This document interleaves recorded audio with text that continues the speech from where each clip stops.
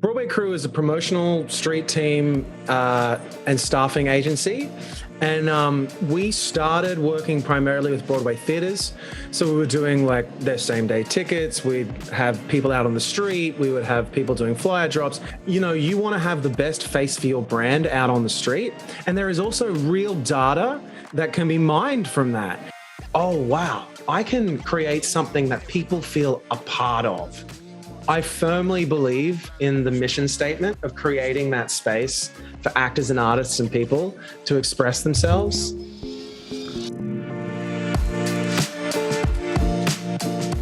Welcome to the Cheat Code Corner podcast, where we hit you with the cheat codes to help you advance in the areas that you care about.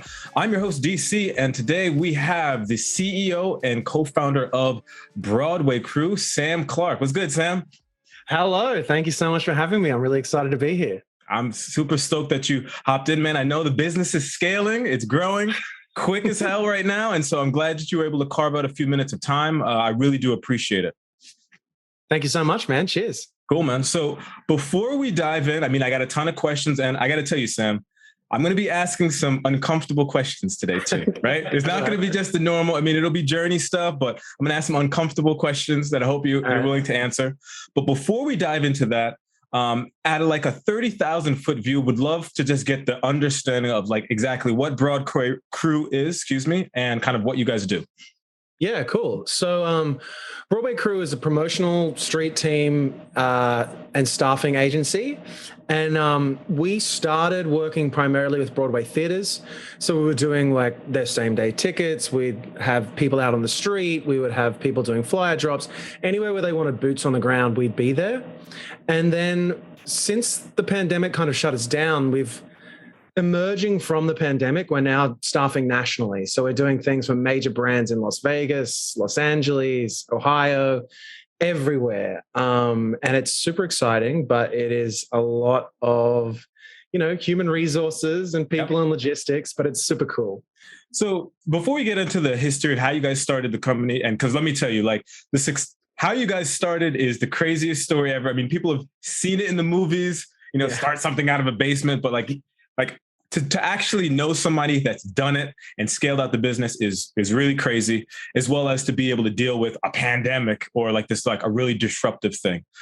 Before we dive into that though, at a high level, based on what you're saying, is it safe to assume that productions, like you said, whether it's Broadway or whether it's event staffs, is it safe to assume that organizations and brands rely on your organization to staff events for them? And like you said, boots on the ground. So if someone's doing a in-person activation or something like that, like they would just, call you guys? That's exactly it. Yeah, typically. So, here's a good example. We did one for DoorDash, and they took over the whole front of the Barclays Center. And they had all these different DoorDash branded little, shoot some hoops over here, do a dance over here, do something else over there. And they just want like friendly, personable people to staff those things. What I feel is like it was completely overlooked, right? So if you're let's say DoorDash, right? $100 billion company, right? You want to have the best face for your brand out on the street. And there is also real data that can be mined from that. And like that, whether that is like qualitative or quantitative data.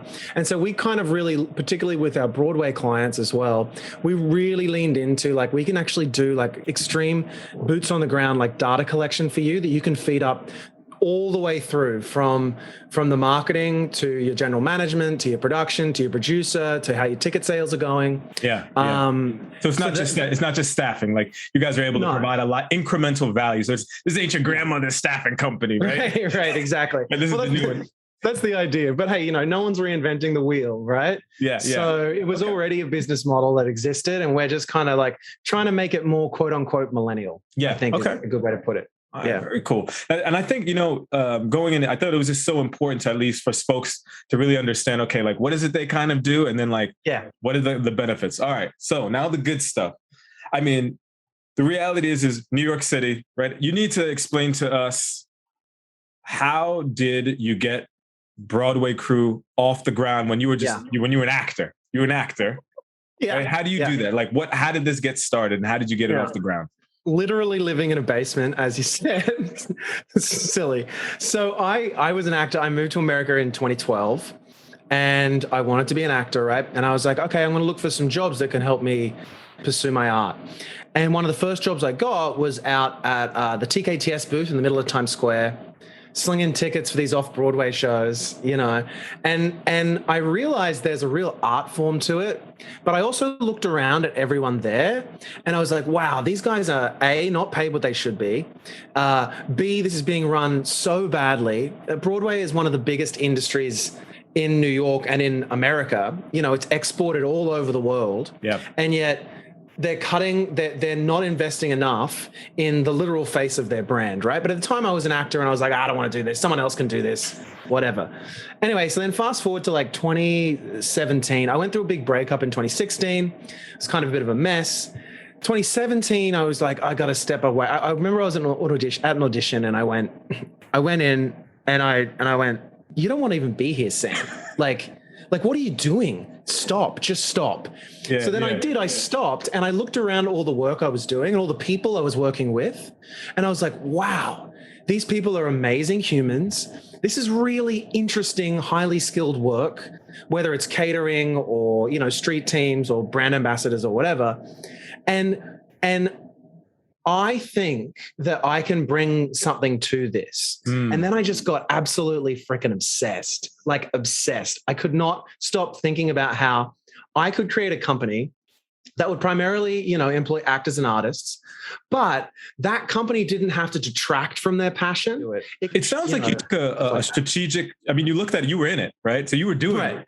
You were in it, right? So you had a really in-depth understanding as to like the day-to-day of this type of thing, of staffing and the importance of that. So you were there. But what it sounds like also is you had I don't know what you call it, but you had the vision or the understanding that there were holes, there were opportunity there.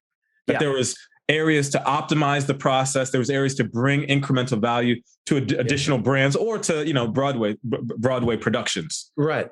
Yeah, it's crazy.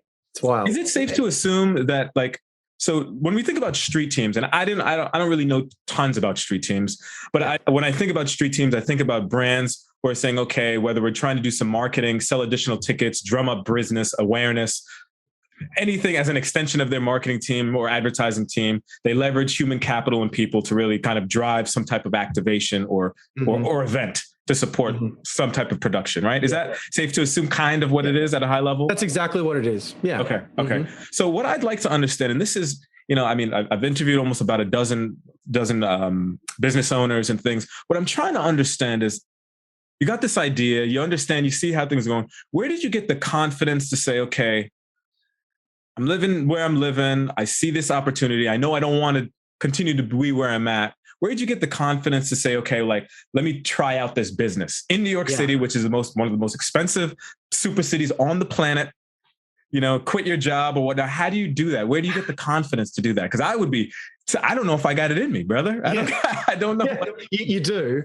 But, I've always been very, I get kind of overtaken with these kind of, don't want to call it obsession, but I couldn't not do it, if that makes sense. Like I was just thinking about it all of the time. Every time I'd have a conversation with someone, all I was talking to was coming back to Broadway Crew and me creating this staffing company, right? Oh. And I could not stop talking about it. I couldn't. And then also, I think I have that kind of immigrant chutzpah or whatever. Like I moved to America. I sold all of my stuff in Australia. I moved here with a backpack and a laptop, and that's it, right? Wow. So I didn't really have that much to lose in a sense. I only had something to gain. But I think mainly it was just I couldn't not do it. I was so obsessed and thinking all of the time. Like I go to sleep, I'm thinking about it. I wake up, I'm thinking about it. I went to a staff party for a staffing agency I used to work for. And I sat down and I looked around and I was like, why do all these people want to work for this company, right? Why? And at the same time, I was thinking, what do I want to do with my life? What am I doing? Okay. And I went, it's not the highest paid job, but they feel like they're a part of something. And as soon as that clicked for me, I was like, oh, wow, I can create something that people feel a part of. And then that really ramped it up. And I think it was like 2 months later, I started the company. Zooming. Wow. Okay. Okay. Yeah. And you know, one of the questions I would love to know is, I mean, what were some of the types of preparation or research that you did prior to even taking the plunge? Because from what I can remember, of course you were in it, you were doing research, but then you also were looking at like funding options and grants and things like that too. So I thought it was like a combination of personal things that you were looking at and then also for the business. Yeah, so I'm a hustler by trade, basically, right?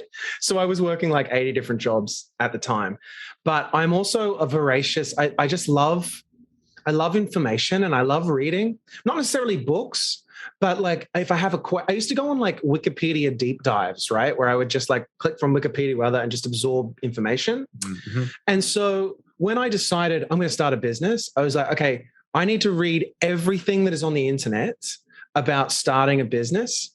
And so that led me from, you know, how do I start an LLC? Why do I need like a founder's agreement? Like, how do I start a bank account? What is this? What is insurance? Blah, blah, blah. But I love it. It's so interesting. Yeah. So it was really about just absorbing all that as much as possible. But then on the way, while you're doing that, you learn things that other people did. So they got grants, or like for me, I managed to get onto this thing called the Self-Employment Assistance Program through unemployment. And the New York State will literally pay you to start a business, right? That it's not much, right? But it's like, I don't know, $400 a week or something, whatever. Okay. But you can earn $1 million under your LLC as part of that business and not lose any of your unemployment. And it also gives you access to like trainings with the SCORE mentors, the business mentors. It's great. And I just loved all that. And I got really like immersed in the theory of business and like how it all kind of fits together. And I've always had a brain that kind of worked like that. I don't know why, but I mean, that journey and just that, because I didn't know that.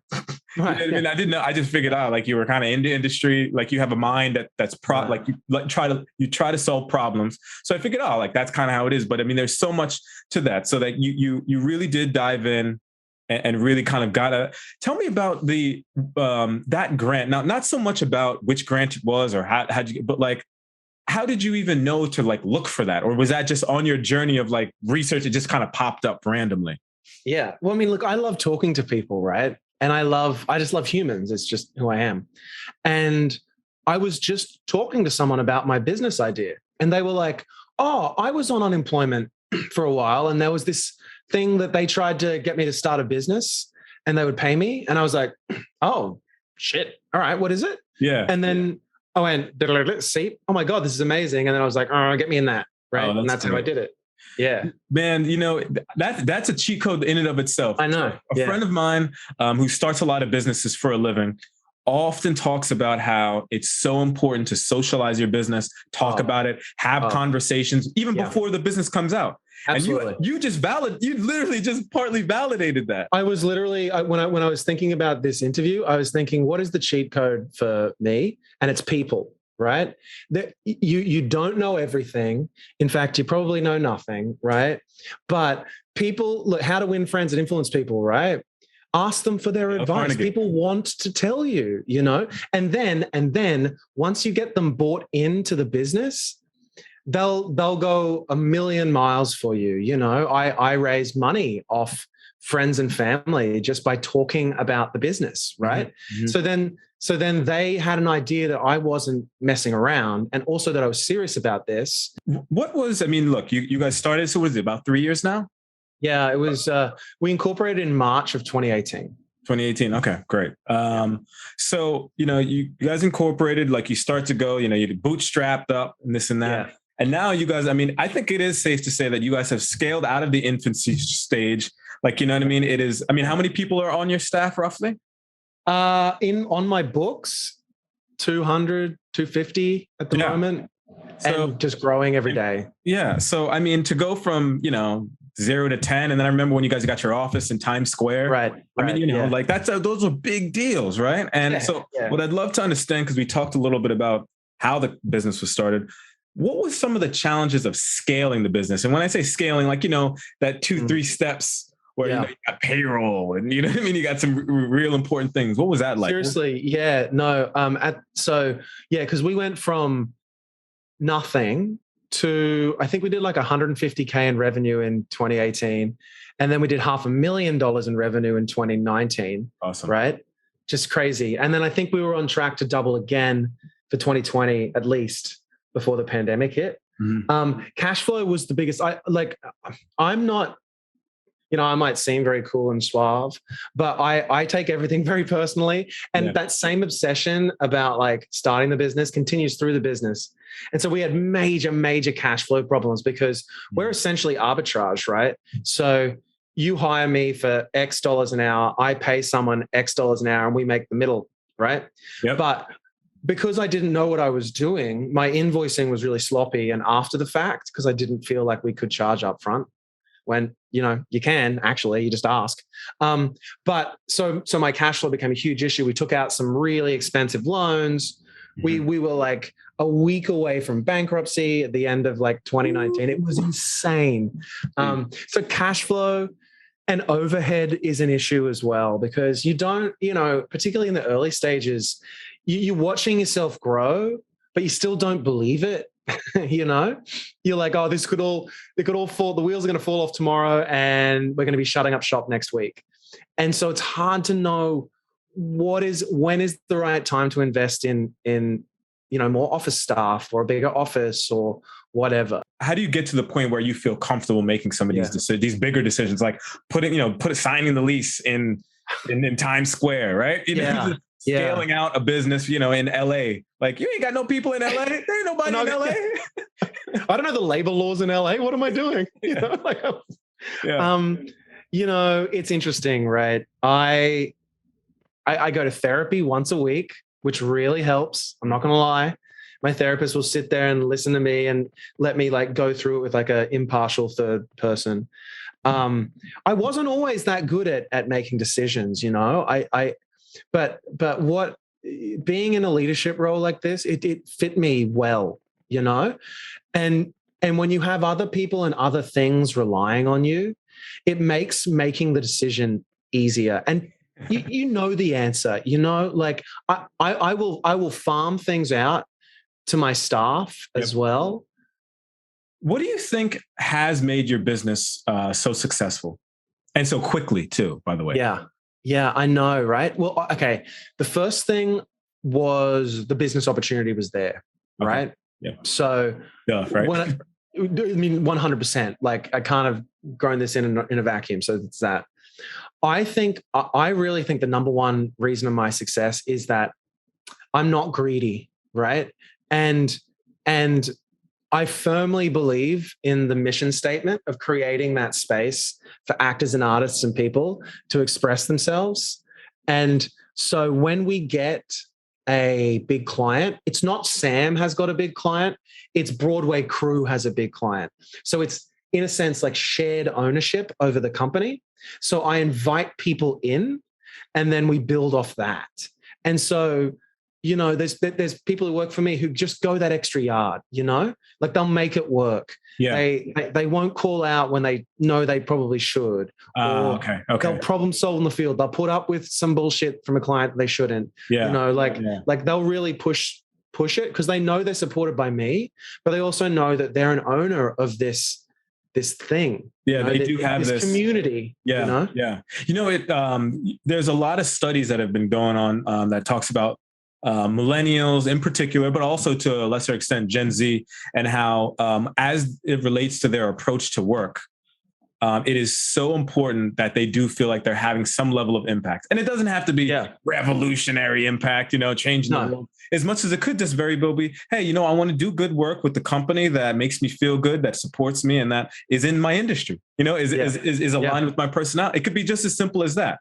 But their studies have shown, and even if right now you look at the great resignation, all these people that are literally quitting the jobs, whether they have another one lined up or not, consistently it's, hey, we want flexibility, maybe work from home, maybe not, but also wanting to align with a company that, is just a good company that they feel connected to, which I think makes a lot of sense. Yeah. I mean, and that's 100% the key to my success, whether it is my staff in the field or my staff in the office, Yeah. like they all feel passionately about the company, and they've taken on an ownership level of it that honestly, it just blows my mind to hear my staff talk so eloquently about why I started a business in my basement in 2018, and they have a true ownership of it that is even an extension further than I ever had. It's really something that just really is amazing. But Sam, you also got to remember too, I mean, directly, like you said, like that is something like they're invested in the company, but that's something that you pretty much have brought to life and made, right? You've provided a platform in place for them to feel that. And that has to be said, like that success is them, but it's also, you could have went another way. You know what I mean? You could be like, look, we're just going to pay you well, do your job and shut up. Yeah.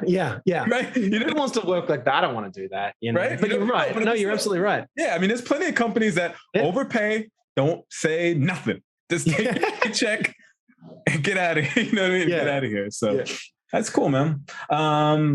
What is something you wish you knew when you first started the business? And this could be anything. Okay. Yeah. I was thinking about this.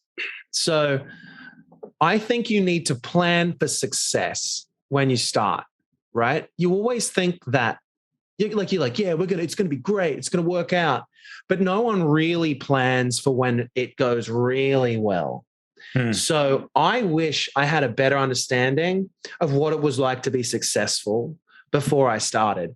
So then I would have better agreements in place with shareholders. I would have more protections for, like better insurance. I would have had a better pipeline of cash to avoid some of these problems. So for me, what I wish I knew is what it feels like to be successful. All right, Sam. Well, listen, man, thank you so much for hopping by. We're transitioning to my favorite section called Power Questions. It's a section where it's designed to give the two listeners that I have a little bit of understanding as to who you are and this, what makes Sam tick beyond some of the questions. So don't think about these answers too much. It's just more like what kind of comes to mind. All right. All right. What did you want to be when you grew up?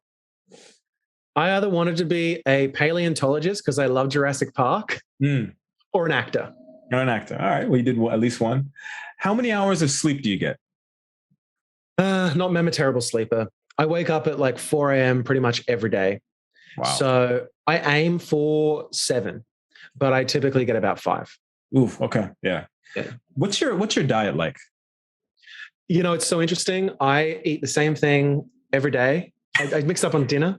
Yeah. I'm almost like weirdly Steve Jobs in this. I have like 2 eggs, and then I have rice cracker things with peanut butter in it and like a turkey sandwich. And I like that consistency. Cool. Why is it important for you to stay fit? Because I know you go to the gym pretty often. Oh, absolutely. Yeah. Again, it's about the routine, right? There's so much stress and so much going on all of the time that I need to have that hour in the morning to myself to just stretch and listen to a podcast or whatever I'm doing and lift some heavy things and just get me right for the day. If I don't, I'm out of sorts. I lose energy, so every day of the week. All right. What's the funnest thing about being a founder of a company? The funnest thing is the really challenging asks. So we're doing a client or what? Yeah, from a client, like a really weird ask, and then you're like, "Hey, yeah, I guess we can do that," and then you just this is another cheat code. Just make up how much it costs, and then when people say yes, the next time they ask, raise the prices until they say no. Just keep until they say no, because you're literally just making it up. So there's the random questions, and then having that like succeed and go like, wow, that's so cool. We solved a problem for another business. I find that so interesting and so cool. I like that one. What's your favorite activity to unwind? You know what? This is going to sound silly, but I've been really into World of Warcraft. Yeah. I didn't know that And game was still around. you know why? Like I used to play it when I was like 18 or whatever, right? Yeah. And during the pandemic, I picked it up again. You know what I really love about it is when I'm playing that, I am not thinking about business. I'm not responding to emails.